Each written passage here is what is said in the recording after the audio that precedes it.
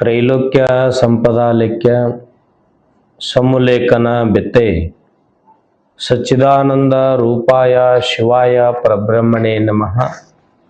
ಆದಿಯಲ್ಲಿ ಜಗದ್ಗುರು ರೇಣುಕಾದಿ ಪಂಚಾಚಾರ್ಯರನ್ನು, ಬಸವಾದಿ ಪ್ರಮಥರನ್ನು, ಜಗತ್ತಿನ ದಾರ್ಶನಿಕರನ್ನು, ಸಂತರನ್ನು, ಮನುಗುಳಿ ಹಿರೇಮಠದ ಹಿರಿಯ ಪೂಜ್ಯರಾದ ಶತಾಯುಷಿ ಗುರು ಸಂಗನಬಸವ ಶಿವಾಚಾರ್ಯರನ್ನು, ಗುರು ಮಾಂತೇಶ್ವರನ್ನು ಹೃದಯದಲ್ಲಿ ಸ್ಮರಿಸಿ, ಇದೇ ತಿಂಗಳು ಬಸವನ ಬಾಗೇವಾಡಿ ಮಹಾಪಟ್ಟಣದಲ್ಲಿ ಏನು ವಿಶೇಷವಾಗಿರ್ತಕ್ಕಂಥ 29/1/2026 ನಡೆಯಲಿರುವ ರೈತರ ಬಸವತತ್ವ ಪುನಶ್ಚೇತನ ಹಾಗೂ ನಂದಿ ಸೇನೆ ನಂದಿ ಕೂಗು ಅಭಿಯಾನ, ಈ ಎಲ್ಲ ವಿಶೇಷವಾಗಿರ್ತಕ್ಕಂಥ ಈ ನಾಡು ಕಂಡ ಅಪರೂಪದ ಪರಮ ಪೂಜ್ಯರಾಗಿರ್ತಕ್ಕಂಥ ರಾಷ್ಟ್ರಸಂತ ಸಿದ್ದೇಶ್ವರ ಮಹಾಸ್ವಾಮಿಗಳ ಆಶೀರ್ವಾದದಿಂದ 1,000 ಎತ್ತಿನ ಬಂಡಿಗಳ ಐತಿಹಾಸಿಕ ಸಮಾವೇಶವನ್ನು ಬಸವನ ಬಾಗೇವಾಡಿ ಮಹಾನಗರದಲ್ಲಿ ಹಮ್ಮಿಕೊಳ್ಳಲಾಗಿದೆ. ಇವತ್ತ ಈ ದೇಶದ ಬೆನ್ನೆಲುಬು ರೈತ ಅಂತೇಳಿ ಬರೀ ಮಾತಿನಲ್ಲಿ ಪ್ರತಿಯೊಬ್ಬ ರಾಜಕೀಯ ವ್ಯಕ್ತಿಗಳು, ಜ್ಞಾನಿಗಳು, ಪಂಡಿತರು, ಸ್ವಾಮೀಜಿಯವರು ಹೇಳ್ತೇವೆ. ಆದರೆ ಯಾರೂ ರೈತರನ್ನು ಗುರುತಿಸಿ ಗೌರವಿಸುವುದಿಲ್ಲ. ಹೇಗೆ ನಾವು ರೈತರು ದೇಶದ ಬೆನ್ನೆಲುಬು ಅಂತಿದ್ದೇವೆ, ಪ್ರತಿಯೊಬ್ಬರು ನಾವೇನು ಕೃಷಿಯನ್ನೇ ಅವಲಂಬಿತವಾಗಿರ್ತಕ್ಕಂಥ ಜನ ಇದ್ದೇವೆ. ಅದಕ್ಕೆ ಪ್ರತಿಯೊಬ್ಬರು ನಾವೇನು ಮಾಡ್ಬೇಕಂದ್ರೆ ಮಠಗಳಲ್ಲಾಗಿರ್ಬೋದು, ಮನೆಗಳಲ್ಲಾಗಿರ್ಬೋದು, ಬೇರೆ ಬೇರೆಯಲ್ಲಿ ಎತ್ತುಗಳನ್ನು ಕಟ್ಟುವಂಥ ಕೆಲಸ ಕಾರ್ಯಗಳು ಆಗಬೇಕಾಗಿದೆ. ಸುಮಾರು 10-15 ವರ್ಷ ಹಿಂದ್ಗಡೆ ಹೋದರೆ ನಮ್ಮ ಮಠದಲ್ಲೇ ಸುಮಾರು 4 ಎತ್ತುಗಳನ್ನು ಕಟ್ಟಿ, ಸುಮಾರು 8 ಗೋಗಳನ್ನು ಕಟ್ಟಿ ಬಹಳಷ್ಟು ಭೂಮಿಯನ್ನು ಉಳುಮೆ ಮಾಡಿರ್ತಕ್ಕಂಥ ಶ್ರೀಮಠ ಅದು ಮನುಗುಳಿ ಹಿರೇಮಠ. ಪ್ರತಿಯೊಬ್ಬರು ನೀವೆಲ್ಲ ವಿಚಾರ ಮಾಡಬೇಕು. ಯಾರ ಮನೆಯಲ್ಲಿ ಗೋಗಳು ಇರ್ತಾವೋ, ಯಾವ ಮನೆಯಲ್ಲಿ ಜೋಡಿ ಎತ್ತುಗಳು ಇರ್ತಾವೋ, ಆ ಮನೆಯಲ್ಲಿ ಒಂದು ಆನಂದ ತುಂಬಿರುತ್ತದೆ. ಅದಕ್ಕೆ ಪ್ರತಿಯೊಬ್ಬರು ಬೆಳಗಿನ ಜಾವ ನೋಡ್ರಿ, ಇವಾಗೆಲ್ಲ ಬೇರೆ ಕಾರ್ಯಕ್ರಮಕ್ಕೆ, ಬೇರೆ ಒಂದು ಕಾರ್ಯಗಳಿಗೆ, ಶುಭ ಕಾರ್ಯಗಳಿಗೆ ಹೋಗ್ಬೇಕಾದ್ರೆ ಗೋಗಳಿಗೆ, ಎತ್ತುಗಳಿಗೆ ನಮಸ್ಕಾರ ಮಾಡಿ ಹೋಗ್ತಾರ. ನೀವು ವಿಚಾರ ಮಾಡಿ, ಹಿಂದಿನಿಂದ ಬಂದಿರತಕ್ಕಂಥ ಒಂದು ಪರಂಪರೆ, ಯಾವುದೇ ಒಂದು ಮನೆ ಗೃಹ ಪ್ರವೇಶ ಆಗಬೇಕಾದ್ರೆ ಕೋನಗಳು, ಎಮ್ಮೆಗಳು ಬರುವುದಲ್ಲ, ಗೋ ಒಂದು ಪಾದ ಹಾಕ್ತೈತಿ ಮೊದಲಿಗೆ.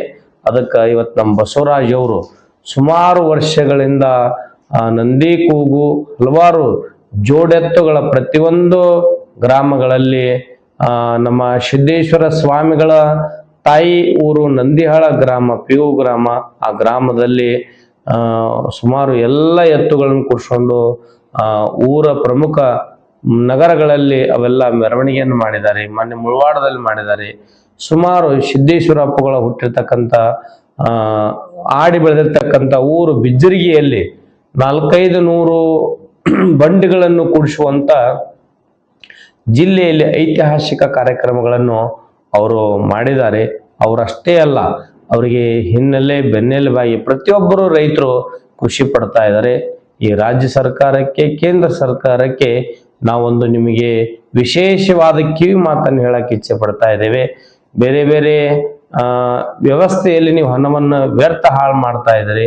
ಆ ರೈತರು ಯಾಕೆ ಇವತ್ತ ಎತ್ತುಗಳನ್ನು, ಯಾರು ಗೋಗಳನ್ನು ಯಾಕೆ ಸಾಕ್ತಾ ಇಲ್ಲ ಅಂದ್ರೆ, ಏನು ಸರಿಯಾಗಿ ನಮಗೆ ಬೆಳೆದಿರ್ತಕ್ಕಂಥ ಫಲವತ್ತಾದ ಬೆಳೆಗಳಿಗೆ ಸರಿಯಾಗಿ ನಮಗೆ ಉತ್ಪಾದನೆ ಆಗ್ತಾ ಇಲ್ಲ, ಮತ್ತು ಪರಿಹಾರ ಸರಿಯಾಗಿ ಅದಕ್ಕೆ ದುಡ್ಡು ಬರ್ತಾ ಇಲ್ಲ ಅನ್ನುವಂಥ ಕೊರತೆ ಇದೆ.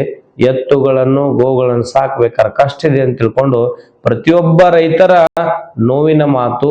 ಅದಕ್ಕೆ ನೀವು ರಾಜ್ಯ ಸರ್ಕಾರ, ಕೇಂದ್ರ ಸರ್ಕಾರದವರು ಕೂಡಿಕೊಂಡು ಪ್ರತಿ ತಿಂಗಳು ಒಬ್ಬ ರೈತರ ಕುಟುಂಬಕ್ಕೆ 11,000 ರೂಪಾಯಿ ಕೊಡುವಂತ ಕೆಲಸ ಮಾಡಬೇಕು ಅನ್ನುವಂಥ ಮಾತನ್ನು ನಿಮಗೆ ಕಿವಿ ಮಾತನ್ನು ಹೇಳಕ್ಕೆ ನಾನು ಇಚ್ಛೆ ಪಡ್ತಾ ಇದ್ದೀನಿ. ಯಾಕಂದ್ರೆ ರೈತರು ನೋಡ್ರಿ, ನೀವೆಲ್ಲ ಇವತ್ತ ಯಾರಾದರೂ ಜನ, ರಾಜಕೀಯ ವ್ಯಕ್ತಿಗಳಾಗಿರ್ಬೋದು, ಬೇರೆ ಬೇರೆ ಉದ್ಯಮಿಗಳಾಗಿರ್ಬೋದು, ಬೇರೆ ಬೇರೆ ಹುದ್ದೆಯಲ್ಲಿ ಇರುವಂಥವ್ರು ನೀವು ನೋಡ್ರಿ, ನಿಮಗ ಮನೆಯಲ್ಲಿ ಮತ್ತು ಬೇರೆ ಬೇರೆ ನೀವು ಮಾಡುವಂಥ ಕಾಯಕದಲ್ಲಿ ನೆಮ್ಮದಿ ಇಲ್ಲ. ನಿಮಗೆ ನೆಮ್ಮದಿ, ಸಂತೋಷ ಸಿಗಬೇಕಾದ್ರೆ ನೀವು ಹೊಲಕ್ಕೆ ಹೋಗಿ 1 ತಾಸು ಕುತ್ಕೊಂಡು ಆ ಮಾಡುವಂಥ ಕಾಯಕದಲ್ಲಿ, ಬಸವಣ್ಣವ್ರು ಹೆಂಗೆ ಹೇಳಿದ್ದಾರೆ, ಕಾಯಕವೇ ಕೈಲಾಸ ತಿಳ್ಕೊಂಡು ಆ ಕಾಯಕವನ್ನು ಮಾಡಿ ಆ ಫಲವತ್ತಾದ ಭೂಮಿಯ ಮನ್ನ ಆ ಪಾದಕ್ಕೆ ಒಂದಿಟ್ಟು ಅಂತಂದ್ರೆ ನಿಮ್ಗೆ ಎಷ್ಟು ಆನಂದ ಸಿಗ್ತೈತೆ ಅನ್ನೋದು ಪ್ರತಿಯೊಬ್ಬರು ವಿಚಾರ ಮಾಡ್ರಿ ಅನ್ನುವಂಥ ಮಾತನ್ನು ತಿಳಿಸಿ, ನೀವೇನಾದ್ರೂ ರಾಜ್ಯ ಸರ್ಕಾರ ಕೇಂದ್ರ ಸರ್ಕಾರ ವಿಚಾರ ಮಾಡಿ ಪ್ರತಿಯೊಬ್ಬ ರೈತನಿಗೂ 11,000 ರೂಪಾಯಿ ನೀವು ಕೊಡ್ತೀನಿ ಅನ್ನುವಂಥ ಘೋಷಣೆ ಮಾಡಿದ್ರೆ ಅವತ್ತೇ ಪ್ರತಿಯೊಬ್ಬರು ತಮ್ಮ ಮನೆಯಲ್ಲಿ ಎತ್ತುಗಳನ್ನು ಗೋವುಗಳನ್ನು ಕಟ್ಟುವಂತ ಕೆಲಸ ಪ್ರತಿಯೊಬ್ಬರು ಮಾಡ್ತಾರ ಅನ್ನುವಂಥ ಮಾತನ್ನು ತಿಳಿಸಿ, ಯಾಕಂದ್ರ ಇವತ್ತ ರೈತಿಗೆ ಯಾರೋ ಕನ್ಯೆ ಕೊಡ್ತಾ ಇಲ್ಲ. ಇವತ್ತ ಒಂದು 10 ಎಕರೆ ಇಟ್ಕೊಂಡು 20 ಎಕರೆ ಇಟ್ಕೊಂಡು ಭೂಮಿಯನ್ನು ಉಳುಮೆ ಮಾಡ್ತಾನಪ್ಪ ಅಂದ್ರ ಎತ್ತುಗಳ ಮುಖಾಂತರ ಉಳುಮೆ ಮಾಡ್ತಿದ್ದ. ಆದ್ರೆ ಕನ್ಯೆ ಕೊಡಲ್ಲ ತಿಳ್ಕೊಂಡು ನಾವು ಎತ್ತುಗಳನ್ನು ಮಾರಿ ಬೇರೆ ಬೇರೆ ವಾಹನಗಳನ್ನು ತಗೊಂಡು ಅವ್ ಕೆಲಸ ಮಾಡ್ತಾ ಇದ್ದಾನೆ. ಅದಕ್ಕೆ ನೀವು ಪ್ರತಿಯೊಬ್ಬರು ಹಿಂಗ 11,000 ರೂಪಾಯಿ ಕೊಟ್ರ ಹಿರಿಯರಂತಿದ್ರು ನೋಡು ಬಹಳ ಜನ ರೈತನೇ ಭಾರಿ ಶ್ರೀಮಂತ ತಿಳ್ಕೊಂಡು. ನಾನು ಒಂದು ಮಾತ ಹೇಳಕ್ ಇಚ್ಛೆ ಪಡ್ತಾ ಇದ್ದೀನಿ.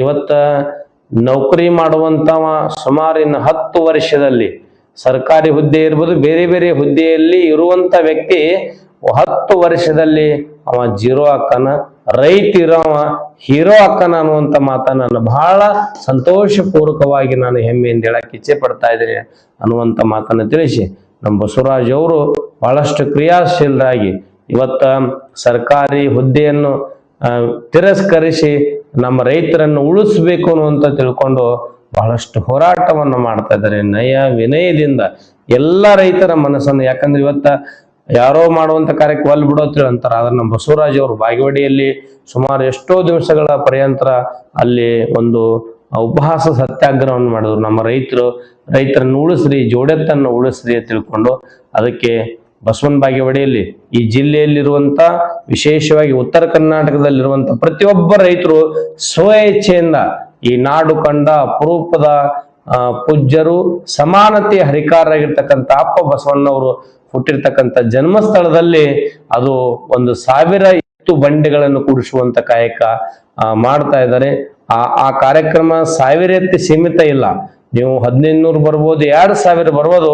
ಅಂದಿನ ಕಾರ್ಯಕ್ರಮ ನಮ್ಮ ರಾಜ್ಯ ಸರ್ಕಾರಕ್ಕೆ, ಕೇಂದ್ರ ಸರ್ಕಾರಕ್ಕೆ, ಅಲ್ಲಿರುವಂತ ಅಧಿಕಾರಿಗಳು, ಸಚಿವರು, ಶಾಸಕರು ಈ ಕಡೆ ತಿರುಗಿ ನೋಡುವಂತ ಕಾರ್ಯಗಳನ್ನು ನೀವು ಮಾಡೋಣ ಅನ್ನುವಂತ ಮಾತನ್ನ ಈ ಸಂದರ್ಭದಲ್ಲಿ ತಿಳಿಸಿ, ಎಲ್ಲರೂ ರೈತರಾಗಿ ಬಾಟಿ ಅನ್ನುವಂತ ಮಾತನ್ನು ಹೇಳಿ ನನ್ನ ಮಾತಿಗೆ ವಿರಾಮ ನೀಡ್ತಾ ಇದ್ದೀನಿ. ಓಂ ಶಾಂತಿ.